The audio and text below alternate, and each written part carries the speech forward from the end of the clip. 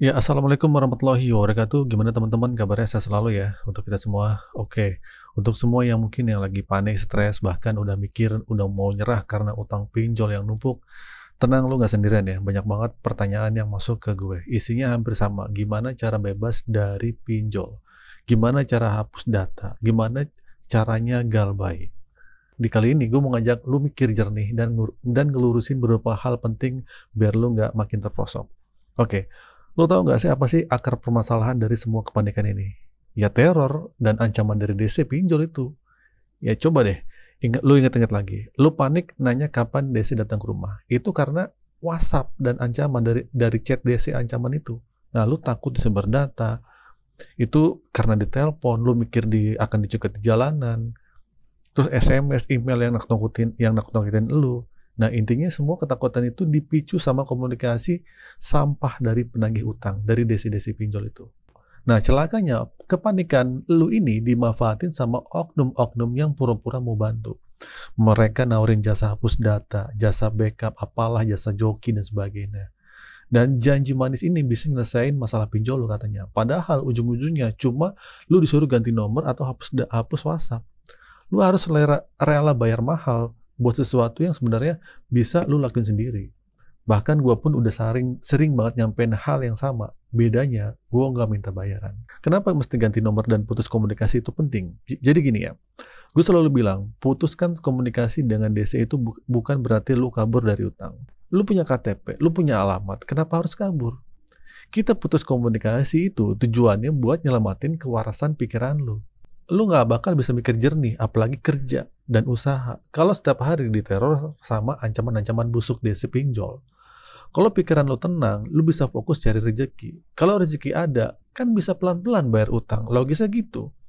Tapi banyak yang nggak percaya, mereka malah nyari jalan pintas, gali lubang, tutup lubang. Minjem sana sini buat nutupin utang lama. Hasilnya apa? Utangnya malah makin numpuk. Hidup lu jadi makin hancur. Utangnya 2, jadi 3, jadi 4, jadi 5, jadi 6, dan sebagainya. Kapan selesainya? Nggak akan pernah. Terus lu takut nama lu masuk BE checking, sekarang jadi selek OJK. Ya udah, terima aja. Itu resikonya. Kan gue udah bilang dari awal, kalau lu mau bayar, bayar. Tapi kalau nggak mampu, ya berhenti dulu. Jangan dipaksain. Lebih baik berhenti bayar pinjol daripada gali lubang tutup lubang yang bikin lu makin terjerat. Terus banyak yang nanya, Bang nanti DC bakal nelpon ke kantor apa enggak ya? Bang nanti bakal sebar data apa enggak ya? Selama nggak ada yang nelpon, ya udah lu aman. Nggak harus takut. Selama nggak ada orang yang terdekat lo yang laporin data lu, kenapa harus lu jadikan bahan ketakutan itu? Pahami itu ya. Ancaman-ancaman kayak gini itu cuma strategi mereka buat bikin lu panik dan akhirnya maksain diri buat bayar. Terus kemarin, Asosiasi Fintech Pendana Bersama Indonesia atau FPI sempat viral karena katanya mau lapor OJK ke polisi. Gua kira ya teror-teror pinjol bakal mereda nih. Ternyata makin menjadi-jadi. Bahkan bos AFP sendiri bilang, mau ganti nomor berapa kali pun pinjol bisa ngelacak pakai AI katanya. Kalau memang AI secanggih itu, kenapa AFP nggak pakai AI juga buat ngelacak nomor-nomor DC yang teror masyarakat? Kenapa laporan masyarakat yang nggak spesifik aplikasinya nggak bisa dilacak? Coba dulu lihat contoh email atau SMS dari ancamannya.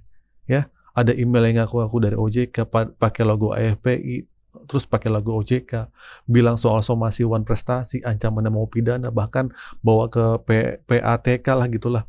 Logikanya OJK itu pengawas, bukan penagih utang. Ngapain PPATK itu ngurusin pencucian uang? Bukan utang 1 juta 2 juta, ini kan ngaco.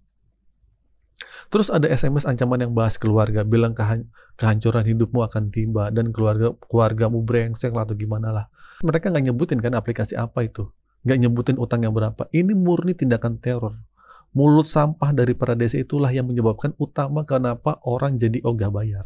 Kenapa orang jadi ganti kartu. Mereka pinter ya, mereka nggak mau nyebutin nama aplikasinya biar nggak kena pasal. Ujung-ujungnya yang diselin siapa? Pinjol ilegal. Bukan, padahal itu legal OJK. AFPI dan OJK bilang lapor aja ke kita, ya, ke call center kita. Coba deh, lo laporin semua bukti teror itu ke sana. Kita lihat, beneran nggak mereka mau bantu atau cuma omong kosong. Nah, selama ini kalau kita minta perpanjangan tenor atau toleransi, pasti ada biayanya. Sekarang giliran kita minta tolong apa mereka akan bantu tanpa embel-embel. Nah, sekarang juga OJK juga mengubah nama pinjol dari jadi Pindar. Nah, katanya Pindar itu resmi, pinjol itu nggak resmi. Nah, apa sih bedanya? Ini strategi mereka di akhir tahun 2024 kemarin ya, buat ngelabuin kita. Buat apa?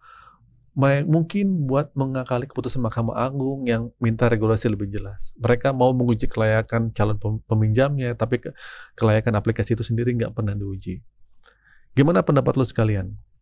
Kalau masih ada ketakutan sama ancaman-ancaman sampah kayak gitu, keterlaluan ya. Ini alasan utama kenapa kita harus putus komunikasi sama DC pinjol. Bukan kabur, bukan dari utang, tapi demi menyelamatkan pikiran kita. Kalau pikiran kita tenang, kita fokus kerja, usaha ngumpulin uang, ya pasti bisa. Kalau kita cuma disibukin sama teror setiap hari, kapan kita bisa maju? Hidup kita tuh udah susah. Ekonomi kita juga lagi nggak baik-baik saja. Jadi kesimpulannya teman-teman ya, ingat teman-teman, tidak ada yang perlu lu takutin. Tanya ke diri lu sendiri, mampu atau tidak lu bayar. Kalau tidak mampu, ya udah selesai. Terima risikonya. Nama lu masuk selek OJK. Ya udah terima. Jangan jadi orang egois yang merasa paling teraniaya. Dulu kita minjam dalam keadaan sadar kan? Sekarang kita bayar dalam keadaan sadar juga. Sadarnya gimana? Sadar kalau duit kita itu nggak ada.